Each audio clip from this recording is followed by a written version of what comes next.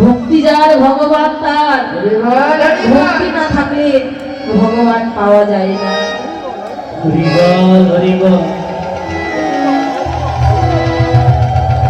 দুর্যোধন বলেছিল ভীম, বলো ওই ভক্তিকে কিনতে গেলে কত টাকা লাগবে, কোথায় গেলে ওই ভক্তি পাওয়া যায়, আমি সেই ভক্তিকে কিনতে চাই। ভীম বলেছিল দুর্যোধন, ভক্তি কখনো টাকা দিয়ে কিনে পাওয়া যায় না।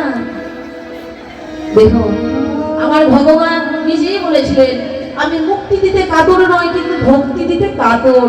কেননা কোন ভক্ত যদি আমার কাছে মুক্তি চায়, আমি লিমিটের মধ্যে তাকে মুক্তি দিয়ে দিতে পারি, কিন্তু আমি ভক্তি দিতে পারি। ওই ভক্তি ধরটি আমার নয়, ওই ভক্তি ধরটি হচ্ছে আমার ভক্তি। ভীম বলল, দুর্যোধন তোমার ভক্তি হৃদয়ে যদি তুমি করতে চাও, ওই কৃষ্ণকে যদি তুমি পেতে যাও দুর্যোধন, শোনো দুর্যোধন, ভক্তি হৃদয়ে যদি তুমি করতে চাও দুর্যোধন, তুমি কোথায় গেলে ভক্তি পাবে জানো? একবার ভক্তের বাজারে